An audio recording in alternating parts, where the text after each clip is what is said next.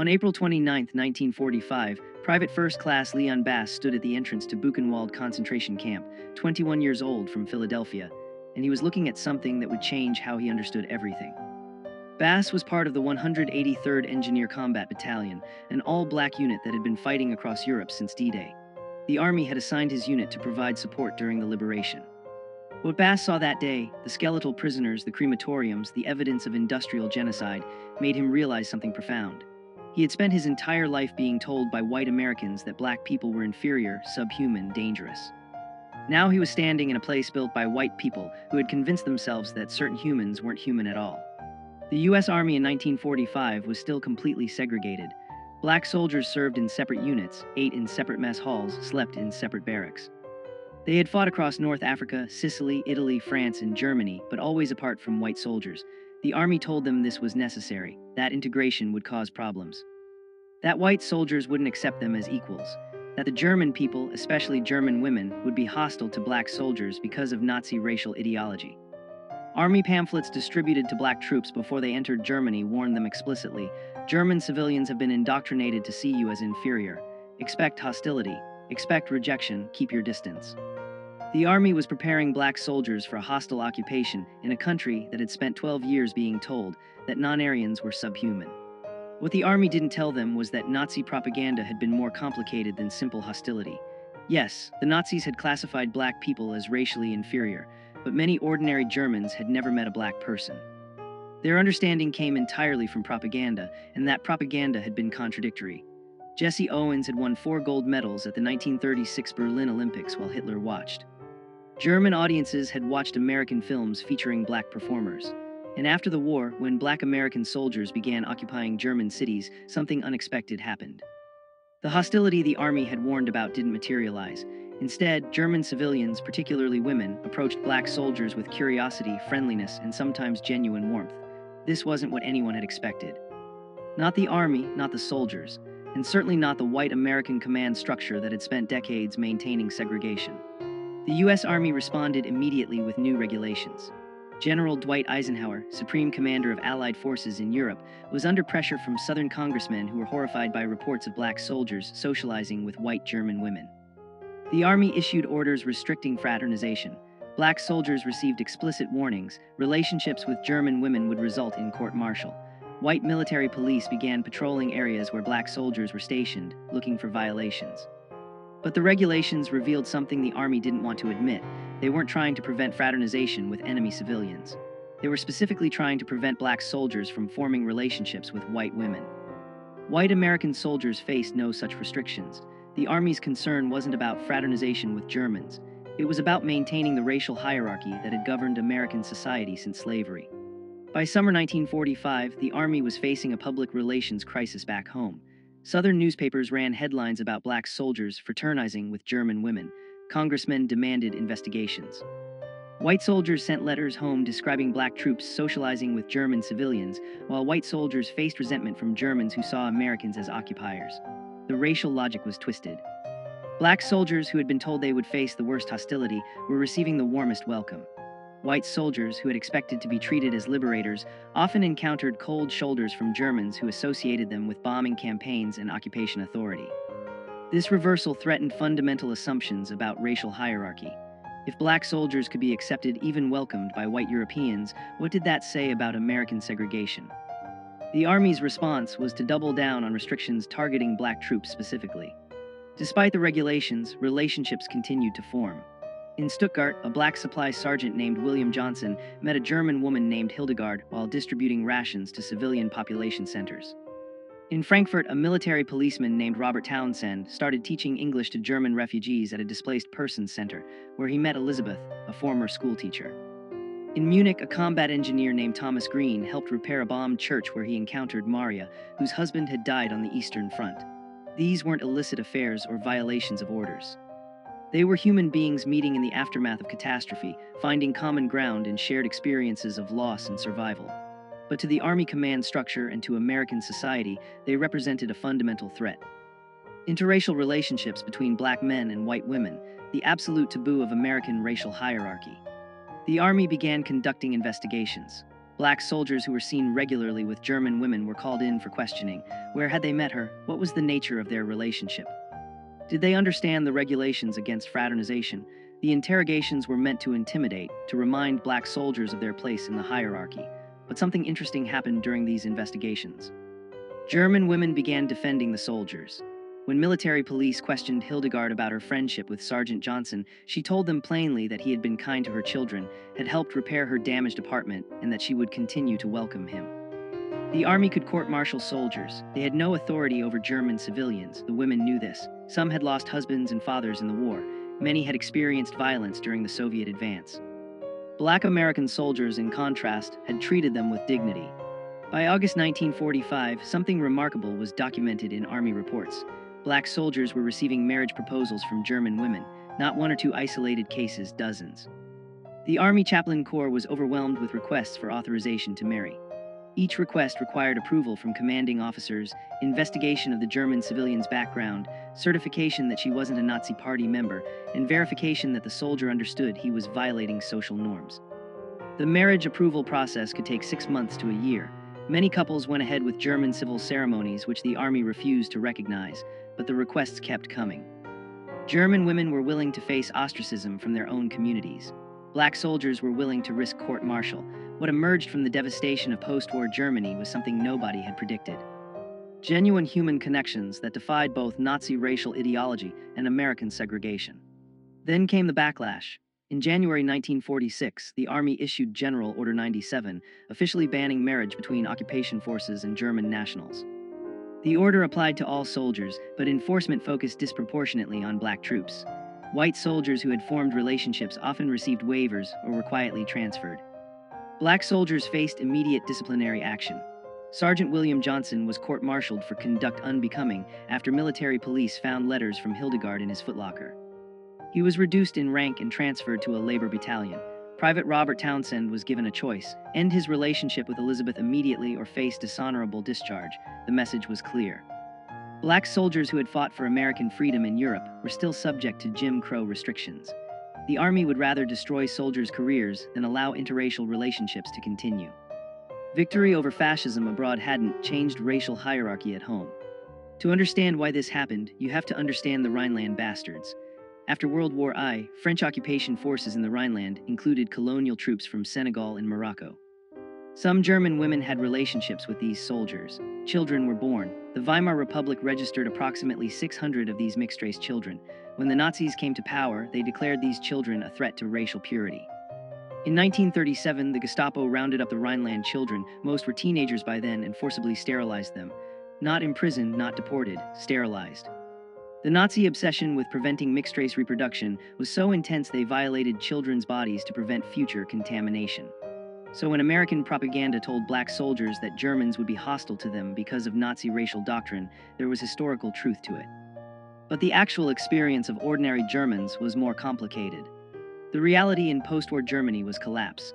By May 1945, German cities were rubble. Berlin was 70% destroyed, Hamburg 75%, Munich 50%. The infrastructure, water, electricity, food distribution had stopped functioning. The Nazi government had evacuated or conscripted most able-bodied men. Women and children were left in destroyed cities with no resources. When American occupation forces arrived, they brought food, medicine, coal for heating. Black soldiers in supply units were often the first Americans that German civilians encountered. These weren't combat troops. They were logistics specialists, engineers, medics. They distributed rations, repaired water systems, established medical clinics. To German women trying to keep their children alive through the winter of 1945-46, these soldiers weren't representatives of an inferior race. They were men with the power to help, and many chose to use that power with compassion. But black soldiers also faced unique disadvantages. The Army assigned black units primarily to service roles: supply, transportation, engineering, graves registration. Combat roles were largely reserved for white units. This wasn't because black soldiers lacked ability. It was deliberate policy based on racist assumptions about intelligence and courage. The 92nd Infantry Division and 93rd Infantry Division were all black combat units that saw limited action. Most black soldiers never saw frontline combat. They built bridges, transported supplies, buried dead. The irony was that this relegated status actually facilitated more civilian contact. Combat units moved frequently. Service units stayed in place, worked alongside German civilians on reconstruction projects, developed ongoing relationships. The Army's racist assignment policies inadvertently created conditions for exactly the interracial contact the Army wanted to prevent. Structural racism defeated its own purpose. Command structure was fragmented. The European theater of operations had separate chains of command for white and black units. Orders issued to white regiments didn't always reach black units with the same urgency. When General Order 97 banned marriage with German nationals, white units received immediate enforcement. Black units sometimes didn't receive official notification for weeks. Some commanders chose not to enforce the order strictly. Colonel Marcus Ray, commanding officer of a black transportation battalion in Frankfurt, believed the fraternization ban was unenforceable and morally wrong. He told his officers to focus on military duties, not soldiers' personal lives. Other commanders, particularly Southern white officers assigned to black units, enforced regulations with zealous racism. The inconsistent enforcement created confusion and hope. Maybe the regulations weren't absolute. Maybe individual commanders had discretion. Maybe relationships could survive if commanders looked the other way. By late 1946, disillusionment was spreading among black soldiers. They had fought to defeat a racist ideology in Europe. They had seen the concentration camps, seen what happened when governments declared certain humans subhuman. They had liberated Europe from fascism. Now they were being told they couldn't form relationships with white women because of their race. The contradiction was unbearable. Corporal James Davis wrote a letter to the Pittsburgh Courier, one of America's leading black newspapers. "We defeated Hitler's racism with guns. Now we face American racism with regulations." What did we fight for? The letter was published. The Army investigated Davis for undermining morale. He was transferred to a supply depot in France and told that speaking to the press without authorization was grounds for court-martial. The message to black soldiers was clear: keep quiet about the racism you experience or face consequences. The NAACP and other civil rights organizations pressured the Army to change policies. They argued that black soldiers had earned the right to marry whom they chose through their service. The Army's response was to form a committee to study the fraternization issue. The committee held hearings in Washington in March 1947. Black veterans testified about discrimination in enforcement of marriage restrictions. German women submitted affidavits describing how black soldiers had treated them with respect, while white American soldiers had sometimes been violent or demeaning. The committee's final report acknowledged disparate enforcement but recommended no policy changes. Instead, the report suggested that interracial marriages would create problems when couples returned to the United States, particularly in southern states with anti-miscegenation laws. The Army's position was that preventing interracial marriages wasn't racism. It was protecting black soldiers from the racism they would face at home. For Sergeant William Johnson, the personal cost was devastating. After his court-martial and reduction in rank, he was transferred away from Stuttgart and Hildegard. The Army confiscated their correspondence. Johnson wasn't allowed to communicate with her. Hildegard didn't know where he had been sent. She wrote letters to the Army requesting information about his location. The letters were filed away unanswered. Johnson spent months not knowing if Hildegard believed he had abandoned her. He couldn't sleep, lost weight. His performance reviews noted lack of focus and apparent depression. An Army psychiatrist diagnosed him with anxiety reaction and recommended rest. But Johnson didn't need rest. He needed to be allowed to contact the woman he loved. The Army's position was that his emotional distress was self-inflicted. He had violated regulations, and these were the natural consequences. Then something unexpected emerged from Army records.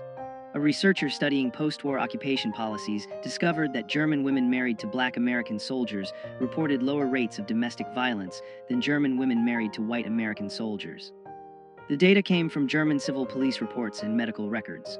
Between 1945 and 1948, German authorities documented 847 cases of domestic violence involving American soldiers and German women. Of those, 89 involved black soldiers, approximately 10.5% of cases. But black soldiers represented 11% of American forces in Germany. White soldiers were overrepresented in domestic violence statistics. Black soldiers were underrepresented. The researcher published this finding in a sociology journal. It contradicted racist assumptions that black men were more violent, more dangerous. The Army never officially acknowledged the study, but it circulated among civil rights advocates and military reformers as evidence that opposition to interracial relationships was based on prejudice, not protection. By 1948, the Army was under increasing pressure to reform. The presidential election was approaching. Black voters, particularly in northern cities, were demanding civil rights reforms. President Truman knew he needed black electoral support. In July 1948, Truman issued Executive Order 9981, mandating desegregation of the armed forces. The order didn't specifically address marriage restrictions, but it established a principle: racial discrimination in military policy was no longer acceptable. The Army began slowly processing marriage applications from black soldiers and German women that had been pending for years.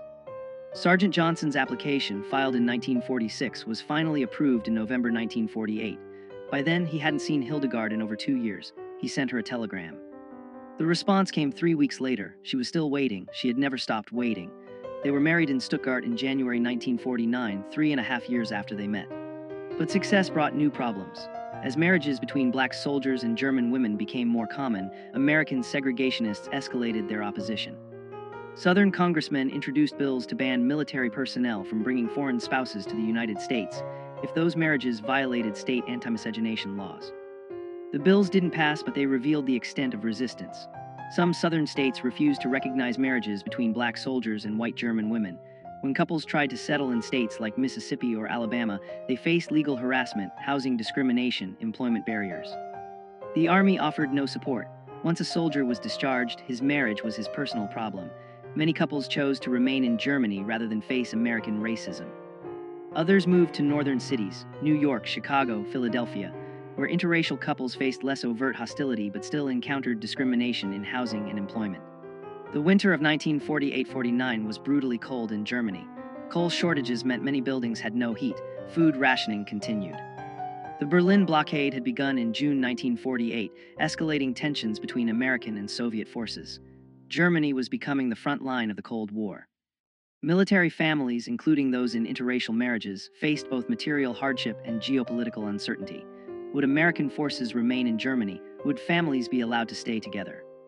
The uncertainty was compounded by practical challenges. Housing shortages meant married soldiers often couldn't find accommodation for their wives. The Army provided housing for officially recognized military families, but many interracial couples' marriages weren't recognized by all Army commands. Some couples lived in German civilian housing, separated from military support systems. Others lived in displaced persons camps. The physical and bureaucratic environment seemed designed to make these relationships fail.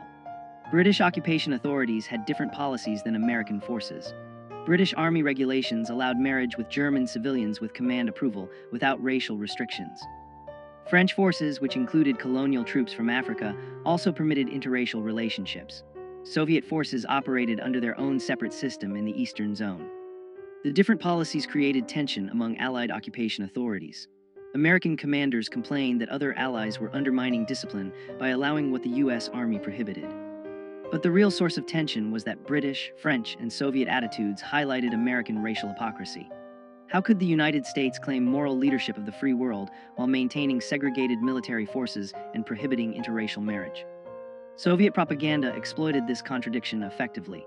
Radio broadcasts from East Berlin featured interviews with black American soldiers describing discrimination they faced. The Cold War was beginning, and American racism was becoming a propaganda liability. Corporal Robert Townsend had a different strategy. After the Army gave him the ultimatum, end his relationship with Elizabeth or face discharge, he chose discharge. In March 1947, Townsend requested early release from service. The Army granted it immediately, perhaps hoping to make an example of him. Townsend stayed in Germany as a civilian. He found work with the Civilian Occupation Administration, married Elizabeth in a German ceremony, and lived in Frankfurt. When other black soldiers heard about this, some followed his example. Why fight the Army's regulations when you could simply leave the military and stay in Germany as a civilian? The Army considered this mass defiance. In 1948, Army intelligence estimated that approximately 200 former black soldiers had remained in Germany after discharge, specifically to be with German women. The Army had no authority over them as civilians. The regulations had created exactly what they were meant to prevent: permanent interracial families in Europe. Support networks developed. German women married to black soldiers formed mutual aid groups. They shared information about navigating military bureaucracy, helped each other find housing, provided childcare support. Some German churches, particularly Catholic parishes that opposed the Nazi regime, openly welcomed these couples. Pastor Friedrich Weber in Munich organized marriage preparation classes specifically for mixed couples, teaching them about both American and German law, preparing them for challenges they would face. Black soldiers who had received marriage approval shared advice with those still navigating the system. An informal network of sympathetic chaplains and officers passed information about which commands were enforcing regulations strictly and which were allowing discretion. This underground support system operated below the Army's official radar. It couldn't change regulations, but it helped couples survive them. The Army knew about these networks but couldn't stop them without generating negative publicity. The NAACP Legal Defense Fund developed a new legal strategy. They argued that military marriage restrictions violated soldiers' constitutional rights under the First and 14th Amendments. Marriage was a fundamental right. The Army couldn't restrict it based solely on race without compelling governmental interest. The strategy was untested. No federal court had ever ruled on military marriage restrictions. The Defense Fund filed a test case in 1948 on behalf of Sergeant David Coleman, who had been court-martialed for marrying a German woman without authorization. The Army argued that military discipline required authority over soldiers' personal lives, including marriage. The federal district court ruled in the Army's favor, saying military necessity justified the restrictions. The Defense Fund appealed. The case moved slowly through federal courts. While it was pending, it provided hope. Maybe courts would eventually recognize that black soldiers had the same marriage rights as white soldiers, regardless of military service. Each soldier faced an individual calculation. Obey regulations, maintain military career but lose the relationship. Or defy regulations, face court-martial or discharge but stay with the woman you loved. For some, the choice was clear. Private Thomas Green told his commanding officer directly, "I fought fascism for 3 years. I'm not going to let racism tell me who I can love." Green faced court-martial, received a dishonorable discharge and stayed in Munich with Maria. For others, the calculation was more complicated. Soldiers with families back in the United States, soldiers supporting parents or siblings, soldiers who needed the Army's educational benefits, they had obligations that extended beyond individual relationships. Some chose to end relationships they didn't want to end because the practical consequences were unbearable. There was no right answer. Each man had to decide what he was willing to sacrifice and what price was too high to pay. Some couples tried compromise solutions. Private James Wilson and his German fiancée Anna agreed he would return to the United States first, establish civilian life, then send for her to immigrate as his fiancée rather than as a military dependent. The plan seemed solid. Wilson received honorable discharge in June 1948, returned to Detroit, found a job at Ford Motor Company, and began the immigration sponsorship process. The wait was supposed to be 6 months. It took 3 years. The State Department processed German immigration applications slowly. Former enemy nationals faced additional scrutiny. Applications from German women engaged to black American men faced the slowest processing of all. Wilson sent letters weekly. Anna waited in Munich, working as a seamstress. By the time her visa was finally approved in 1951, they had spent most of their relationship apart. When she arrived in Detroit, they barely recognized each other. The reunion was awkward, strained. They married anyway, hoping proximity would restore what distance had eroded. By 1949, many relationships had failed. The combination of military regulations, bureaucratic delays, material hardship, and long-term separation had broken couples apart. The Army compiled statistics. Of approximately 3,200 marriage applications filed by black soldiers serving in Germany between 1945 and 1949, only 1,100 had been approved. Of those approved marriages, an estimated 40% ended in separation or divorce within 5 years. The Army used these statistics to justify their original restrictions. See, these relationships don't work. What the statistics didn't capture was how Army policies actively sabotaged these relationships. Forced separations, delayed processing, lack of support, hostile enforcement, every institutional barrier made failure more likely. Then the Army used that failure as evidence that black soldiers shouldn't be allowed to marry German women in the first place. The circular logic was perfect. The racism was self-fulfilling, and couples who had survived were exhausted. This is when the story could have ended. Failed experiment, proof that American segregation was right, but something happened that changed everything. In July 1949, the Army discharged 150,000 soldiers as part of post-war demobilization. Among them were hundreds of black soldiers who had been serving in Germany. They faced a choice: return to the United States, to segregation, to states where their marriages might not be recognized, where they and their wives would face discrimination. Or stay in Germany, where they were accepted, where their relationships were normal, where their children wouldn't grow up under Jim Crow. A remarkable number chose to stay. They became permanent residents of Germany, found civilian employment, built lives outside the American military system. The Army couldn't stop them. They were no longer soldiers. They were free men making free choices. And their choice was Germany over America. The breakthrough wasn't tactical or technological. It was demographic. By 1950, approximately 1,500 black American veterans were living permanently in Germany with German wives and families. They became a visible community. In Frankfurt, they established a social club. In Munich, they organized a mutual aid society. In Stuttgart, they created an English language school where German wives could learn English and German children could maintain connection to American culture. These weren't isolated individuals anymore. They were an established community recognized by German authorities, integrated into German society. German churches welcomed them. German employers hired them. German neighbors accepted them. The existence of this community disproved every argument about why these relationships couldn't work. They were working, not because the army had supported them, but because the couples had persevered despite institutional opposition. The community's mere existence was revolutionary. But living in Germany as Black Americans in the 1950s brought new risks. The Cold War was intensifying, Berlin was divided, Soviet espionage was real. American intelligence services were suspicious of Americans who chose to live in Europe permanently, particularly those who had rejected life in the United States. FBI files documented Black veterans living in Germany as potential security risks. The assumption was if they preferred Germany to America, maybe they're vulnerable to Soviet recruitment. This wasn't paranoia. The Soviets did recruit Western expatriates, but the surveillance was also racist. White American expatriates in Europe faced less scrutiny than Black expatriates. Some Black veterans were questioned by U.S. intelligence officers. Were they in contact with Soviet agents? Did they attend communist meetings? Had they made statements critical of the United States? The men who had fought fascism were now suspected of communist sympathies simply because they lived abroad with German wives. The real test came in 1954. The Supreme Court issued its decision in Brown v. Board of Education, declaring school segregation unconstitutional. The decision energized civil rights activists. It also triggered massive resistance from Southern segregationists. In this environment, interracial couples in Germany became symbolically important. They represented what America could become. A society where race didn't determine who you could marry, where children of different backgrounds learned together, where racial hierarchy wasn't enforced by law. American journalists began writing stories about Black GI families in Germany. Life magazine published a photo essay. The stories emphasized how German society had accepted these families, how children attended integrated schools without controversy, how neighbors lived side by side without conflict. The articles didn't explicitly criticize American segregation, but the contrast was obvious. If Germany could integrate, why couldn't America? The publicity brought both support and backlash. Black civil rights organizations celebrated these families as proof that integration worked. White segregationist groups condemned them as evidence of racial mixing's dangers. The families themselves mostly wanted to be left alone. They hadn't chosen to become symbols. They'd just chosen to build lives with the people they loved, but symbolic they were. In 1955, when the Montgomery bus boycott began, Northern newspapers published comparison pieces. In Montgomery, Black Americans were fighting for the right to sit where they wanted on buses. In Germany, Black Americans and white Germans lived as equals. The comparison infuriated segregationists and inspired civil rights activists.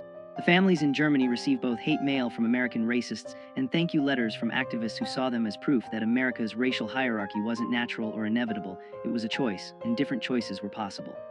Some families decided to return to America, not because Germany had rejected them, but because America was changing. The civil rights movement was gaining momentum. Legal segregation was under attack. Maybe some thought we can return now. In 1957, Sergeant William Johnson and Hildegard moved to Philadelphia with their 3 children. Johnson had been born in Philadelphia. He wanted his children to know his family, to understand their American heritage. The return was difficult. Pennsylvania didn't have legal segregation like southern states, but discrimination was real. They faced rejection when trying to rent apartments. Employers hesitated to hire Johnson when they learned his wife was white German. Their children faced questions at school. Why does your mother have an accent? Why does she look different than your father? The family persevered. Johnson found work as a mechanic. Hildegard learned English, made friends, became active in their church. But acceptance wasn't universal. In 1958, Johnson was offered a better job in Virginia. The family moved to Richmond. Virginia was still enforcing anti-miscegenation laws. The law, titled the Racial Integrity Act, prohibited marriages between white and non-white people. Johnson and Hildegard's marriage had been legal in Germany and was recognized by federal law. But Virginia refused to recognize it. The state threatened to prosecute them for unlawful cohabitation. Their children's birth certificates were challenged. Virginia law classified children of interracial marriages as illegitimate. The Johnson family faced an impossible choice: leave Virginia or challenge the law in court. They chose to fight. With NAACP Legal Defense Fund support, they filed suit challenging Virginia's anti-miscegenation law as unconstitutional. The case moved through state courts slowly. Meanwhile, they lived under threat of prosecution, their family's legal status in limbo. The legal strategy evolved. Initially, the defense fund argued that Virginia's refusal to recognize a marriage legal in another jurisdiction violated the full faith and credit clause of the Constitution. But Virginia courts rejected this argument. The marriage had occurred in Germany, not another U.S. state. The lawyers pivoted. They argued that Virginia's anti-miscegenation law violated the Equal Protection Clause of the 14th Amendment. The law discriminated based solely on race. It served no legitimate governmental purpose. It was fundamentally racism codified as law. The argument was straightforward but revolutionary. No federal court had ever struck down a state anti-miscegenation law as unconstitutional. 16 states still enforced such laws in 1960. If Virginia's law fell, similar laws across the South would be vulnerable. The Johnson case wasn't just about one family anymore. It was about whether states could continue using law to enforce racial hierarchy in marriage. Virginia's segregationist establishment reacted furiously. The state attorney general argued that Virginia had the sovereign right to define marriage within its borders, that states had historically regulated marriage, that the federal government had no authority to override state marriage laws. Virginia's brief defended anti-miscegenation laws as protecting both races from the tragedy of racial mixing. The brief cited pseudoscientific studies claiming mixed-race children suffered psychological damage. It quoted religious authorities who argued that God intended races to remain separate. The brief represented segregationist ideology at its most explicit. Racial hierarchy was natural, necessary, and required legal enforcement. Virginia announced it would appeal any adverse ruling all the way to the Supreme Court. Segregationist newspapers ran editorials warning that if states lost the right to prohibit interracial marriage, the entire legal framework of segregation would collapse. They were right. The Johnson family endured 3 years of legal limbo. During that time, they faced harassment, anonymous phone calls at night, threatening letters. Someone threw a brick through their window with a note. Go back to Germany. Their children were bullied at school. Other parents prevented their children from playing with the Johnson kids. Local businesses refused to serve them. The family could have left Virginia, could have moved to a northern state, could have returned to Germany where they were accepted. But Hildegard insisted on staying. She told a reporter, "We left Germany because we believed America was better. If we run away now, we prove the racists right. We stay and fight." Her determination was remarkable. A German woman who had experienced Nazi racism then chose America and was now fighting American racism to make America live up to its own stated values. She wasn't giving up on America. She was demanding America become what it claimed to be. The case nearly collapsed in 1961. The Virginia Supreme Court upheld the state's anti-miscegenation law. The justices ruled that states had traditional authority over marriage and that Virginia's law didn't violate the Constitution because it applied equally to both races. Neither white people nor black people could marry across racial lines. The logic was absurd. A law that prohibited interracial marriage was equal because it restricted everyone equally, but it was legally sophisticated absurdity. The Virginia court cited Pace v. Alabama, an 1883 Supreme Court decision that had upheld anti-miscegenation laws using exactly this reasoning. The decision seemed final. The NAACP Legal Defense Fund immediately appealed to the U.S. Supreme Court, but the Supreme Court had discretion about which cases to hear. If the court declined to hear the case, Virginia's ruling would stand. The Johnsons waited to learn if the Supreme Court would take their case. Then something unexpected happened. The Supreme Court accepted a different case challenging Virginia's anti-miscegenation law, Loving v. Virginia, filed by Richard and Mildred Loving, an interracial couple who had been arrested in 1958 for violating the same law Johnson was challenging. The Lovings' case was stronger procedurally. They had been criminally prosecuted, not just denied marriage recognition. The Supreme Court consolidated several anti-miscegenation challenges, including the Johnson case, to be heard together. Oral arguments were scheduled for April 1967. The NAACP Legal Defense Fund, ACLU, and other civil rights organizations filed supporting briefs. The case had grown far beyond one family. 16 states with anti-miscegenation laws watched nervously.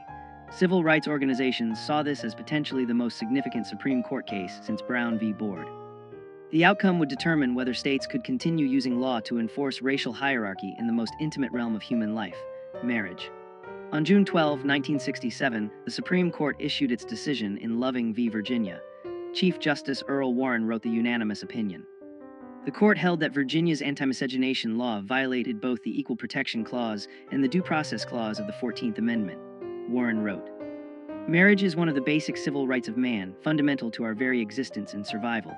To deny this fundamental freedom on so unsupportable a basis as racial classifications embodied in these statutes, depriving all the state's citizens of liberty without due process of law, violates the central meaning of the Equal Protection Clause.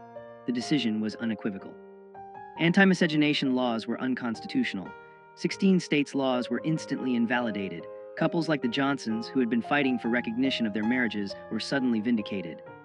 Interracial marriage was now a constitutional right nationwide. The decision's impact was immediate and profound. Couples who had been living in legal limbo were suddenly protected. Couples who had avoided certain states could now travel freely. Children whose legitimacy had been questioned were legally recognized. The Johnson family held a small celebration in their Richmond home. Hildegard cried, not from sadness, but from relief. For 9 years since returning from Germany, they had lived under the threat of prosecution. Now that threat was gone. The Supreme Court had declared that their marriage was legitimate, that their family was legal, that their love was constitutionally protected. The victory belonged to the Lovings, whose names would forever be associated with the case. But it also belonged to the Johnsons and hundreds of other families who had fought for recognition, who had endured harassment, who had refused to accept that America could legislate love across racial lines. They had won. After the celebration ended, there was a strange quiet. The Johnsons sat in their living room that evening, not speaking much. The victory was real, but it couldn't erase the years of struggle. It couldn't undo the harassment, the threats, the brick through the window.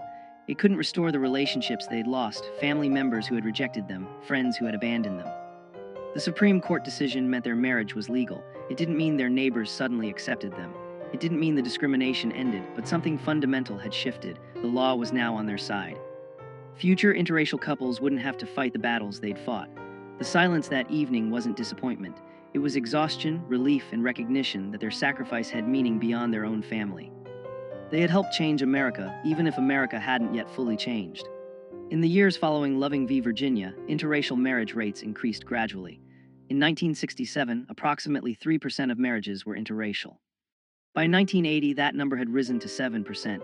By 2000, it was 15%. The change was generational and geographic. Younger Americans were more accepting than older generations. Urban areas showed higher interracial marriage rates than rural areas, but the trend was consistent. The legal barriers' removal gradually reduced social stigma. The families who had pioneered interracial marriage in the 1940s and 50s watched this change with complex emotions. They were vindicated. Their relationships, once illegal, were now recognized, but they also knew how difficult their path had been. Many had lost family relationships, job opportunities, social standing. The younger generation marrying across racial lines didn't always understand what earlier pioneers had sacrificed, but that was the point. Progress meant future generations wouldn't need to fight the same battles. Stories about Black GI families in Germany continued to emerge. Historians began researching occupation-era relationships. Oral history projects interviewed couples who had met in post-war Germany. A pattern emerged. These relationships had succeeded despite institutional opposition, not because of institutional support. The couples who survived were those with exceptional determination, those who built support networks, those who were willing to sacrifice career advancement for personal relationships. Sociologists studying these families found something unexpected. Children from these families showed higher rates of cross-cultural competence, foreign language fluency, and international perspective than children from monoracial families. Growing up between cultures, between languages, between nations, gave these children unique advantages. What American racism had treated as a weakness, mixed racial heritage, was actually producing adaptive, resilient, culturally sophisticated individuals. The military families who returned to America brought this international perspective into American communities. The U.S. military never officially apologized for its discriminatory marriage policies, but institutional practices changed. By 1970, the military had abandoned race-specific marriage restrictions. Soldiers of any race could marry foreign nationals with command approval, regardless of racial matching. The approval process still existed. The military maintained authority over soldiers' personal lives, but race was no longer an explicit factor. In 1995, the Army published a historical study of race relations in the post-war occupation. The study acknowledged that marriage restrictions had been discriminatory and had damaged morale among Black soldiers. The study stopped short of apologizing, but noted that policies based on racial assumptions rather than military necessity undermined the values American forces claimed to defend. It was bureaucratic language, carefully hedged. But it was acknowledgement. The institution that had enforced segregation was admitting its policies had been wrong. By the 2000s, military interracial marriage was common and unremarkable. Approximately 15% of military marriages were interracial, higher than the civilian rate of 12%. Military bases were among the most integrated spaces in American society. Base housing, schools, churches, recreation facilities, all fully integrated, all normalizing interracial families. This wasn't because the military had become progressive. It was because military policy, once it abandoned formal discrimination, created conditions where integration became practical reality. Soldiers from different backgrounds served together, socialized together, formed relationships together. The institutional barriers that had prevented interracial relationships in the 1940s were gone. What remained was human connection unmediated by institutional racism. The military, which had pioneered segregation in the early 20th century, had become a leading force for integration by the early 21st century. The irony wasn't lost on historians studying this transformation. Researchers studying interracial marriage outcomes found consistent patterns. Interracial marriages in the military showed similar or slightly better stability rates compared to same-race marriages. Children from interracial military families showed no disadvantages in educational achievement, psychological well-being, or social adjustment compared to children from same-race families. In fact, some studies showed advantages. Higher cultural competence, greater empathy, more sophisticated understanding of identity. The racist predictions that had justified marriage restrictions, that interracial marriages would be unstable, that mixed-race children would be damaged, were empirically false. The Johnson family exemplified these patterns. Their 3 children all graduated college, 2 became teachers, 1 became a social worker, all married and raised their own families. The grandchildren of William Johnson and Hildegard grew up in an America where their grandparents' marriage was legally protected, and where their own mixed heritage was source of pride, not shame. In 2017, 50 years after Loving v. Virginia, historians organized a symposium on interracial military families. William Johnson, then 93 years old, was invited to speak. He and Hildegard, 91, traveled to Washington, D.C. for the event. Johnson told the story of their meeting in Stuttgart in 1945, the piano wire tensioner Wait, Wrong Story. He told their story. Meeting during the occupation, falling in love, facing the Army's opposition, enduring years of legal limbo, the harassment in Virginia, the vindication of the Loving decision. He spoke for 30 minutes. The audience, historians, civil rights activists, younger interracial couples, listened in silence. When he finished, Hildegard stood to speak. She said simply, "We just wanted to be together. We didn't want to be symbols. But if our stubbornness helped other people, I'm glad." The audience stood and applauded for 5 minutes. History was honoring them. The Johnson story is one of thousands. Thousands of Black American soldiers who met German women in the aftermath of World War II. Thousands of couples who faced institutional opposition, social stigma, legal barriers. Some relationships didn't survive those pressures, but many did. Those couples, through their persistence, helped dismantle legal barriers to interracial marriage. Their lawsuits challenged anti-miscegenation laws. Their existence proved that interracial families could thrive. Their children and grandchildren carried forward a living refutation of racist ideology. This wasn't the conventional civil rights narrative of marches and protests. It was quieter, more personal. It was people choosing love over conformity, choosing human connection over institutional hierarchy, choosing to build families that violated racial boundaries. Their resistance was domestic, intimate, daily, but it was resistance nonetheless, and it contributed to transforming America's understanding of race, family, and belonging. William Johnson died in 2019 at age 95. Hildegard followed 6 months later at 93. They had been married 70 years. At the funeral, their children spoke about their parents' determination, their refusal to accept that society could dictate whom they loved. Their grandchildren spoke about growing up with a German grandmother whose accent never faded, who taught them to speak German, who made Stalin at Christmas and told them stories about surviving the war. Their great-grandchildren, some of whom were too young to understand funerals fully, represented something profound.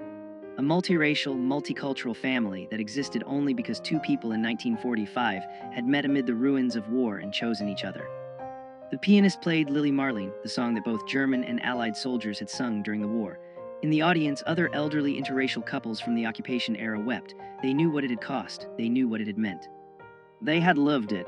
The story of Black American soldiers and German women in post-war Germany teaches us something essential about human connection and institutional power.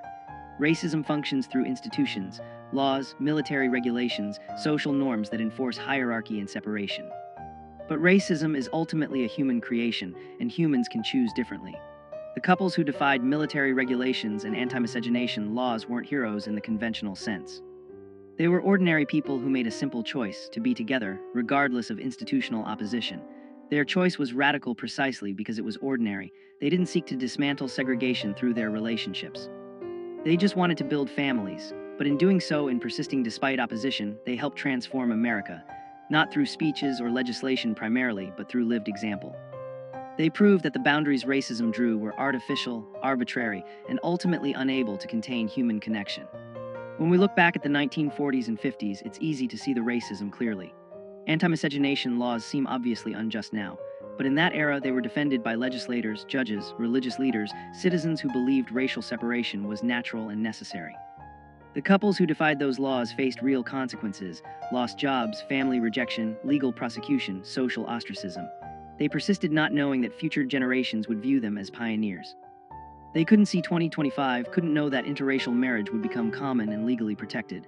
They acted on faith, faith in their relationships, faith that their choice was right despite what society said. That faith was validated by history, but they didn't have history's validation when they needed courage. They had only their commitment to each other, and somehow that was enough. This is the story they didn't teach you in school. The story of Black American soldiers who were told they'd be unwanted in Germany, who found acceptance instead. The story of German women who had been told Black people were inferior, who chose Black American soldiers as husbands anyway. The story of couples who faced down both Nazi racial ideology and American segregation. The story of families that existed as living proof that racial hierarchy was a lie. Their story is American history. It's civil rights history, it's military history, it's German history, it's human history. If this forgotten story resonated with you, please like this video. Subscribe to hear more untold histories of courage and resistance. Leave a comment telling us where you're watching from and whether you've heard this story before. Thank you for listening to this history. Thank you for keeping these stories alive. And remember, the boundaries that divide us are never as strong as the connections that unite us.